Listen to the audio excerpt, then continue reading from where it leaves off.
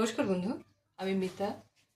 চ্যানেলে যদি প্রথম আসো অবশ্যই সাবস্ক্রাইব করো, শেয়ার করো ভিডিও এবং লাইক বি করো। আজকে আমি যে রিডিংটা নিয়ে এসেছি সেটা হলো মহাশিবরাত্রিতে কি ব্লেসিং তোমার লাইফে আসছে, কি তোমাকে করতে হবে, কিভাবে এগোতে হবে, কেমন তোমাকে কেমন তোমার সমস্যা থেকে তুমি বেরিয়ে আসবে, তার একটা ছোট্ট রিডিং। আশা করি ভালো লাগবে। এই রিডিং সমস্ত ধর্মের মানুষ, সমস্ত রাশির মানুষ, সমস্ত বয়সের মানুষের জন্য যেখানে তোমার সাথে রিডিংটা ম্যাচ করবে সেটা রেখে বাকিটা তুমি বাদ দেবে। তো চলো প্রথমে এঞ্জেল কার্ড থেকে দেখে নিচ্ছি। জয় গুরু, মা কালী, জয় মহাদেব। মহাশিবরাত্রির ব্লেসিং তোমাদের জীবনে কি আসছে? চলো, এখানে দুটো এসছে। মহাশিবরাত্রির ব্লেসিং তোমাদের কি আসছে? আমি আজকে অ্যাঞ্জেল কার্ড থেকেই দেখে নিচ্ছি তোমাদের জন্য। Remain positive, positive thinking, positive চিন্তা এবং পজিটিভকে তুমি আকর্ষণ করো, তোমার লাইফে তবেই পজিটিভ হবে। সবসময় যতই তোমার জীবনের দুঃখ কষ্ট, যতই তোমার জীবনের সমস্যা থাকুক না কেন, ঈশ্বরকে গ্র্যাটিটিউড দিয়ে ঈশ্বরকে ধন্যবাদ জানিয়ে এটাই বলবে যে তুমি আমাকে এই সুন্দর জীবন দিয়েছো, তার জন্য অনেক ধন্যবাদ। আমার জীবনে যে সমস্যা, যে যা কিছু আছে জানি তুমি সরিয়ে দেবে। তোমার সাহায্য, তোমার কৃপাতে আমি ধন্য, এর জন্য তোমাকে অসংখ্য অসংখ্য ধন্যবাদ। এবং তুমি করুণাময়ী ঈশ্বর, সবসময় তুমি আমার সঙ্গে আছে এবং থাকবে। Improving health, trust.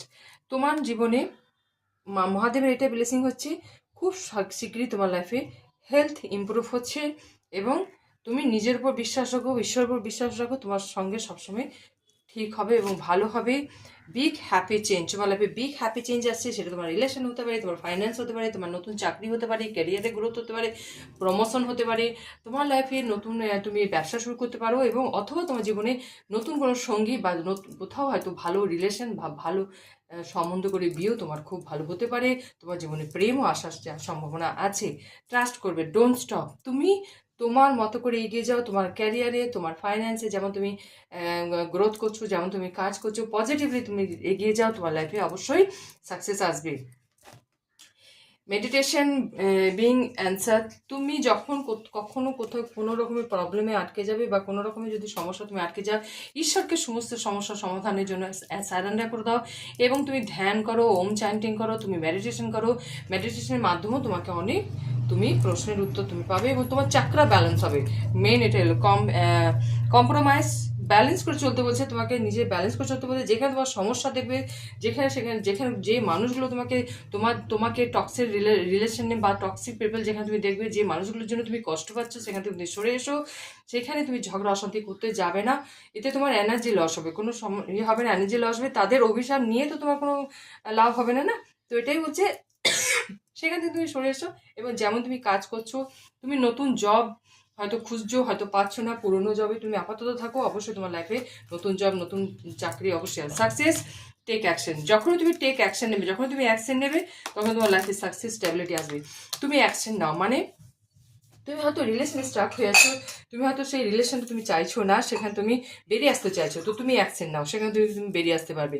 তুমি বিবাহের জন্য সম্বন্ধ দেখছো, তুমি হয়তো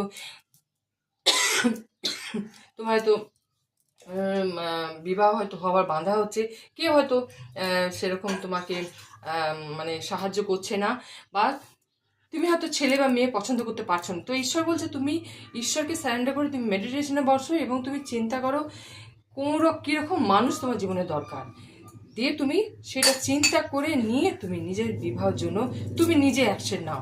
তোমার পছন্দটাই হবে শেষ পছন্দ, তুমি অন্য কারো কথা শুনতে যেও না, তোমার বিবাহ অবশ্যই হবে। তুমি যদি চাকরি করতে চাও বা তুমি যদি ব্যবসা শুরু করতে চাও, তুমি নিজে অ্যাকশন নাও।